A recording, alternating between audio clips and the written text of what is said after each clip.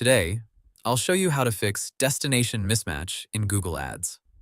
A destination mismatch error usually means the website shown in your ad does not match the website users reach after clicking the ad. Google says this can happen when the display URL domain does not match the final URL, when redirects send users to a different domain, or when tracking templates do not lead to the same final content. First, open Google Ads and log into your account. Go to Campaigns, then Open Ads. Find the ad that was disapproved for destination mismatch.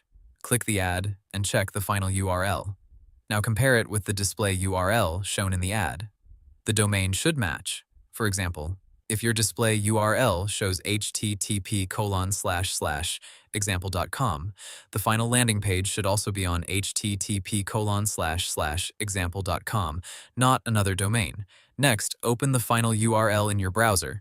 Check whether it redirects somewhere else.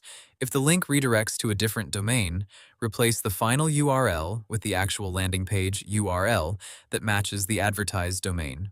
Also, avoid URL shorteners or redirect links because they can trigger mismatch errors. Now check your tracking template. If you use tracking software, make sure the tracking template still sends users to the same final URL content. Google recommends using certified click trackers when third-party tracking is involved. If you have separate mobile URLs, check those too. The mobile final URL should also match the same domain as the display URL. After fixing the URL, save the ad. Google Ads will usually review the ad again, automatically after changes. If you fixed the issue, but the ad is still disapproved, open the policy details and submit an appeal.